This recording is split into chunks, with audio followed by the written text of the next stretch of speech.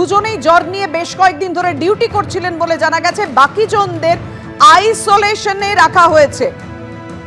একজনের আমাদের সঙ্গে রয়েছেন আমাদের প্রতিনিধি সন্দীপ সরকার। সন্দীপ, তুমি একজনের কথা বলছিলে যিনি নার্স, তার নিপা পজিটিভ এসছে, আরেকজন নার্সের তার রিপোর্টে কি রয়েছে?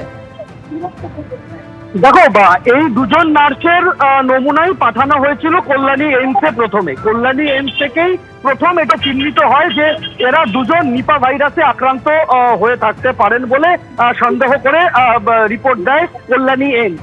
নিশ্চিত হওয়ার জন্য দুজনের নমুনাই আবার পাঠানো হয় মহারাষ্ট্রের পুনেতে ন্যাশনাল ইনস্টিটিউট অফ ভাইরোলজিতে। এখন ন্যাশনাল ইনস্টিটিউট অফ ভাইরোলজি যে রিপোর্ট পাঠিয়েছে, ওই মহিলা নার্সের রিপোর্ট এসে গিয়েছে। সেখানে দেখা যাচ্ছে যে নিপা পজিটিভ। আর সন্দেহজনক বা নিপা বলে সন্দেহ বলার কোনো অবকাশ নেই। মেয়েটির ক্ষেত্রে একদম নিশ্চিত বিশেষজ্ঞরা যে তিনি নিপা ভাইরাস দ্বারা আক্রান্ত। আর পুরুষ নার্স যিনি রয়েছেন তার রিপোর্ট এখনো এসে পৌঁছায়নি, হয়তোবা আজকে বিকেলের দিকে বা সন্ধ্যের পরে তার রিপোর্টও চলে আসবে। কাটোয়ার এক নার্স, তিনি নিপা আক্রান্ত হয়েছিলেন, তিনি কোমায় চলে গেলেন, এমনই খবর আসছে। পূর্ব মেদিনীপুরের আরেক নার্স, তিনি নিপা আক্রান্ত হয়ে ডিউটি করছিলেন, তিনি ভেন্টিলেশনে চলে গেলেন। কোমায় নিপা আক্রান্ত কাটোয়ার নার্স, দুজনেই জ্বর নিয়ে বেশ কয়েকদিন ধরে ডিউটি করছিলেন। কাটোয়ার সেই নার্স যিনি নিপা আক্রান্ত হয়েছিলেন তিনি কোমায় চলে গেলেন। কথা বলবো, আরো বিস্তারিত আপনাদের সামনে তথ্য তুলে ধরবো। আমাদের সঙ্গে রয়েছেন আমাদের প্রতিনিধি সন্দীপ সরকার। জানাও সন্দীপ।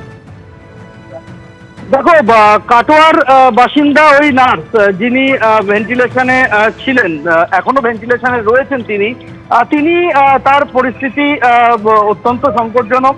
তিনি কোমাতে রয়েছেন এমনটাই চিকিৎসকদের সূত্রে আমরা জানতে পারছি। এর পাশাপাশি আরো একজন যিনি নার্স, যার বাড়ি পূর্ব মেদিনীপুরের ময়নাতে, তিনিও ভেন্টিলেশনে রয়েছেন। দুজনের ক্লোজ কন্ট্যাক্টে কারা কারা এসেছেন সেই কন্ট্রাক্ট ট্রেসিং এখনো চলছে।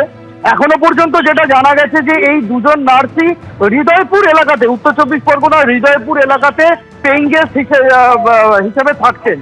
ওই মেল নার্স যিনি রয়েছেন, পুরুষ নার্স, তার সঙ্গে আরো দুজন তার সহকর্মী, তারাও নার্স, তারাও মেল নার্স, তারা একই বাড়িতে ভাড়া থাকতেন।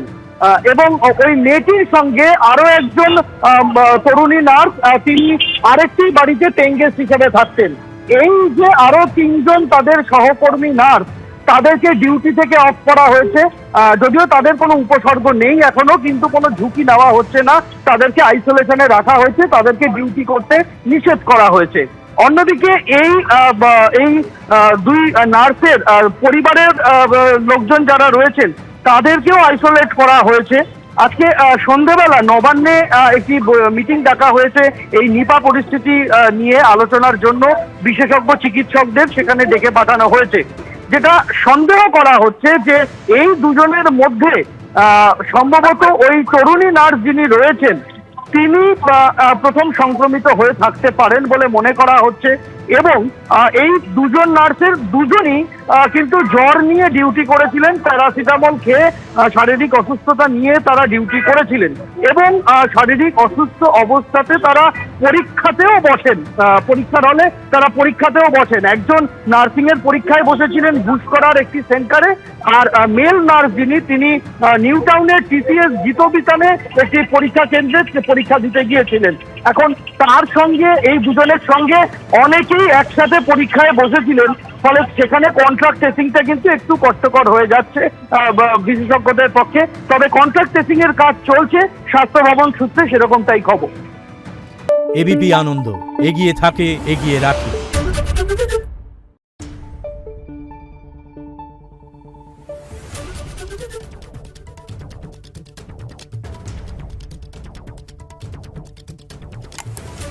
Thank you.